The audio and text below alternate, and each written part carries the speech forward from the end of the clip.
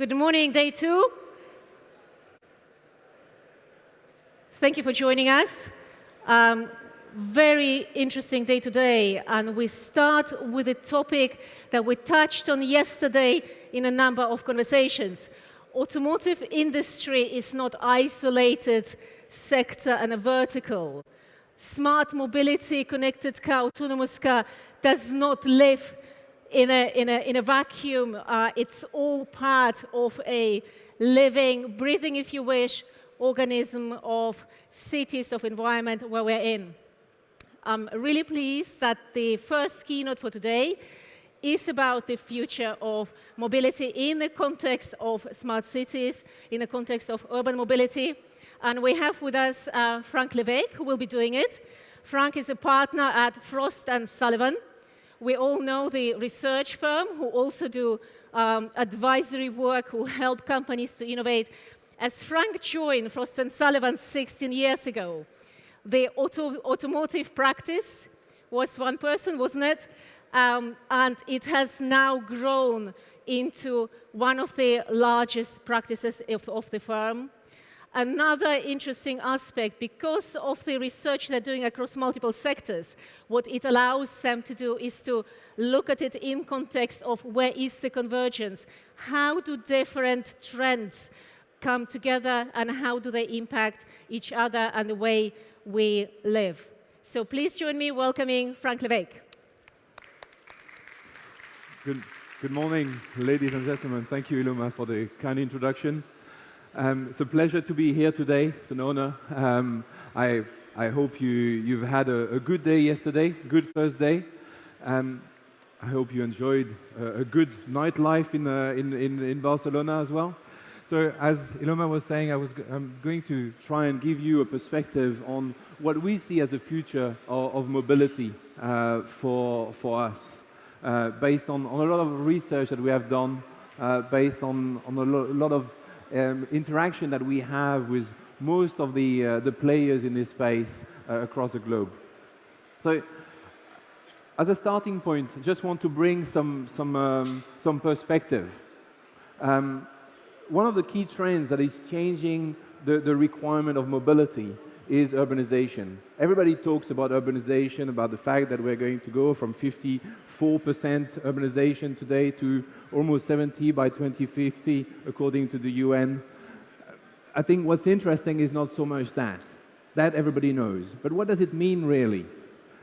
What does it mean in terms of cities? The development of what we call mega cities, the development of mega regions, where cities are actually coming together, the development of mega corridors or mega slums, all requiring very specific new solutions that we do not cater for today. I think it's important to also look at what are the implications of this high density of population in specific areas to congestion. People are spending up to 50 hours per year in congestion. This has been equated in some economies by some people to 1 to 2% wasted GDP. This is enormous amount of revenue, of cash that is being wasted basically due to congestions. Not even mentioning the increasing number of accidents on a global base, even though we are, as an automotive industry, improving the quality of the safety of the vehicles or emissions. I think it's also quite interesting to look at the third point here. Vehicles are only used 3 to 4% of the time. This must be the most inefficient asset of all time. Yet, it actually represents about 29% of the trips that we make, but accounts for 85% of our budget for mobility. So there's some disparity, there's some challenges that we have to face here. And the automotive or the automobile is not the only solution that we should consider. I think I talked about urbanization, and I talked about mega cities, mega regions, mega slums. I think there's other elements that are interesting to take into consideration as well. We see the development of also smart cities. In fact, at Frost & Sullivan, based on our definition, we believe that there will be 25 to 30 smart cities in 2025. Not more. There will be many more that will work on one aspect of smart cities. But smart cities is actually a definition of 8 parameters of smart buildings, smart mobility, smart governance, and so on and so forth. And only those achieving 5 of those 8 parameters will actually make it to our definition of smart cities. Also, as cities are growing in population, they are growing in economic power, they are growing in political power. And that's what we call an implication of what we say city as a customer. We need to redefine who the city is and the power that they have to define the role that they play in mobility. I often say that in the automotive industry, we are trying on a global basis to actually harmonize emission regulations. At the same time, city mayors today are defining the type of vehicles or the type of emission that they want to see in their city environment, changing the requirements at the city level, and therefore the requiring for the industry to build vehicles that are flexible enough to cater for that specific city environment and the rest of the country. So the cities are becoming specific market in themselves that we need to be able to cater for. And as a consequence of digitization, connectivity, development in social trends, generation-wide, not being as excited about vehicles as maybe I was when I was 18, is changing the requirement for mobility. And we see a plethora of new mobility solutions coming up. Whether we're talking about e-mobility, car sharing, e-hailing, and so on and so forth.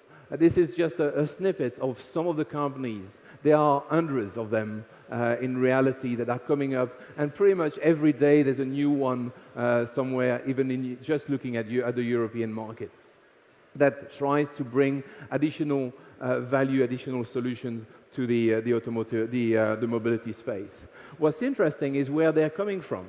They're coming from various areas. They're coming from vehicle manufacturers, but they're also coming from fleet management providers or public transport or rental companies or from an IT background. They're not all coming from vehicle manufacturers or from public transport companies. In fact, what I find interesting is that those players never used to compete with each other. They didn't even see each other. And suddenly, they are, through connectivity, converging their markets, making their playground bigger and playing a smaller role, and with the end game to try and deliver that integrated mobility that I will come back to. I wanted to make a word on electric vehicles. According to our analysis, by 2025, we will have about 15% penetration of electric vehicles. 15% that includes hybrids and full electric and plug-in hybrid. I think the market, to a certain extent, and I'm a strong believer, that has been restricted by the lack of offers as opposed to the lack of demand. In fact, we are going to see a lot more vehicles that will deliver to these requirements. Plus, of course, they will be cheaper, and we will have better range, which will overcome the challenges associated to electric vehicles today. And by 2020 onwards, we will see the market accelerating as a consequence of these 3 parameters. My background is really associated since the beginning at Frost & Sullivan to connectivity, and I wanted to obviously, talking at a connected hub, spend a couple of minutes here. I think, to a certain extent, the automotive industry is still searching itself for a business model in connected vehicles.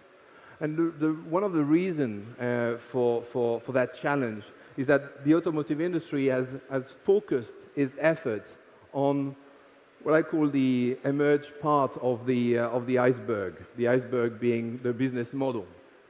And the visible part of the iceberg is the focus on the focus on the consumer.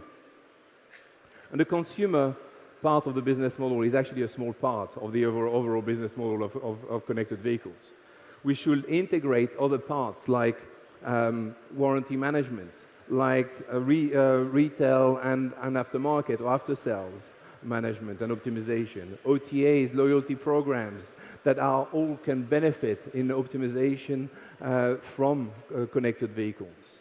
Unfortunately, and as Massimo was saying yesterday in his presentation, vehicle manufacturers are extremely siloed, and the ability for them to actually work together towards an integrated connected vehicle and an integrated business model is actually not that easy.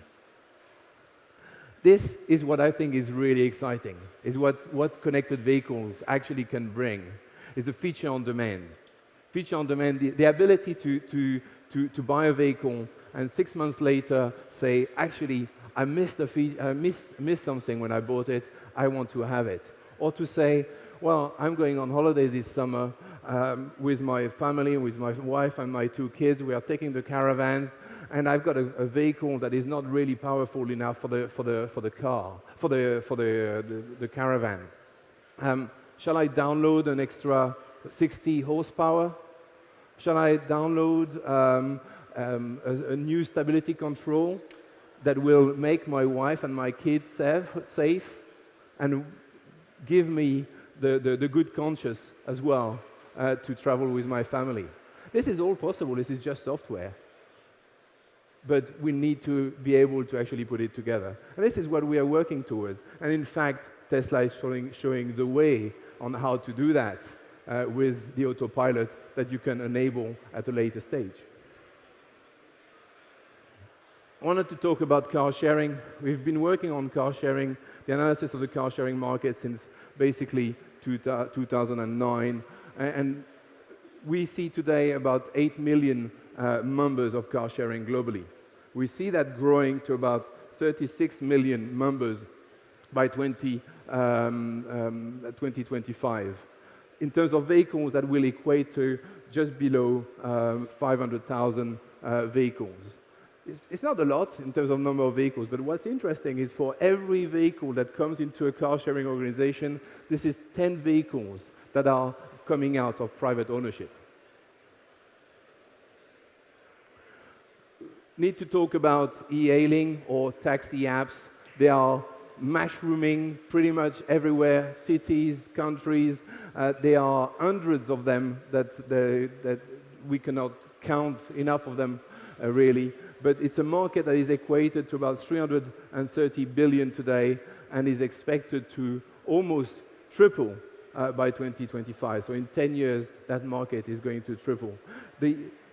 What's exciting about e-hailing is that it actually grows a bubble of the taxi market. Autonomous driving is a really critical topic for us today. I think we all know the development, we all know the roadmap, and the ability to, at one point in time, take our mind, take our brain off the wheel in many ways. By 2025, we see 3.5 million vehicles that will be level 4. Level 4 is basically the ability to be fully autonomous, but not in all situations. That's a difference between level 4 and level 5. so 3.5 by 2025, and 7 to 8 million, we believe, as we will ramp up faster between 2025 and 2030. I think what's interesting, however, when we look at autonomous vehicles, is not so much, well, it is a big market, there's a fantastic opportunity, but what are the implications? The implications to insurance industry, to the real estate, to e-commerce or car repairs. I will focus on taxi for a second, just to illustrate the kind of implications that autonomous vehicles can have. Many of you will take a taxi on a regular basis. Yeah, when you pay for a taxi, what is the cost breakdown of the taxi? If you put it on a scale of 10, you've got 7 that is actually the cost of the driver. 2 is the cost of the vehicle. 1 is the cost of the operation of that vehicle. If you take the driver out of the equation, you turn the business model of taxi on its head. Even if you actually double the price of the vehicle because of its complexity, which is not going to be the case, you still change the dynamics completely. And if you apply the logics of car sharing, then you can actually make the taxi fare cheaper than public transport today. That's the kind of changes that autonomous and analytics can actually bring to these solutions and to these markets. I think, when we look at the total market for mobility, the transportation market on a global basis has been estimated at around 9 trillion euros.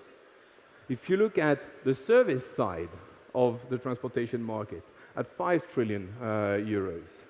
And what's interesting is this part that I want to focus on. The digital side of the transportation service delivery today is about 1/5, just less than 1/5 of the market. But that is going to double by 2025. And that is the exciting part of the market. That market that will actually enable, through connectivity, through sensorization of all modes of transport, all solutions, to bring together an integrated mobility solution that will integrate insurance, car rental, public transport, micro-mobility, anything that you may use to go from A to B, to travel from Stuttgart to Barcelona, as I did yesterday, and I will do the reverse tonight. Basically, having one interface, one ticket that I can give back to my company so they can pay my expenses very easily. Instead, I have so many different tickets. That's not possible. That will not be the case in the future. And to have the optimal solution. To go from the hotel this morning, I could have taken a bus. But how do I get into the bus? Where do I buy a ticket? Yeah, I can't do that today. And that's a shame, but that's what is being developed and where we see the market coming. And I will finish with one element, is do we have the skills today to actually develop this industry in this direction? What is required? If I look at the investments that public transport organizations, that vehicle manufacturers are doing today, and what the type of people that they are looking for, it's all about data scientists, it's all about software engineers, and so on and so forth. And they are struggling to find enough people. In fact, I was reading an article on the way yesterday that was saying that the number of software engineers coming out of our universities is actually decreasing. That's interesting. Because if that is the case, we are not planning for the future, for the skills that are required. I was also reading an article recently that in China or in Japan, actually writing codes has become a a topic, a subject at school, like mathematics or like learning English, they are maybe actually taking a step forward in ensuring that they will be able to better deal with the digital world and what it brings in terms of opportunity than we are maybe in the UK, in France, or in Germany that I was referring to in terms of education earlier. So,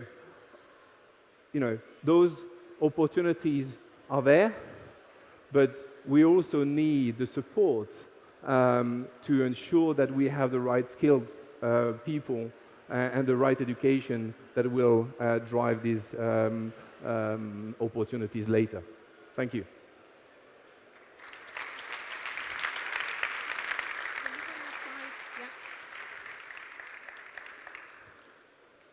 Any questions? Yes, please.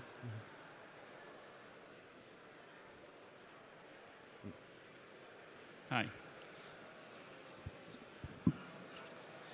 About a couple of months ago, there was a conference here in Barcelona about mobility, and the former New York Commissioner for Transport, Samuel Schwartz, he's known as Gridlock Sam. He basically argued that autonomous cars will reverse the trend of sustainable mobility in many cities, because people will choose to basically go back to cars because they will become cheaper than taxis. It was one of your arguments before. How do you see that trend, especially in Europe, where basically we invest a lot in public transport instead of, for example, in the US, it's more like it has to be profitable, but we know that public transport is not profitable here. So I would like to know your thoughts about it. Thank you. I think this is a very fair question. First of all, I do think that autonomous vehicle is only going to be one of the solutions amongst many that will actually populate the mobility in the city environment. Second, the public transport can be optimized and will be able to actually benefit from autonomous vehicles as well.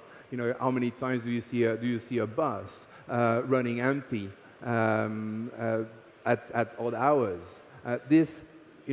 Autonomous vehicles and more on-demand public transport will actually enable to limit that or reduce that to a large extent. So you are, on one hand, yes, you will have different shifts, which you can, from a city environment, manage through, tariffs, through prices, and so on and so forth. At the same time, there will be optimization that you can bring in existing solutions as well, through connectivity, through the development of intelligent solutions. Okay. Franck, thank you very much. Big applause for Franck. Thank you. Thank you.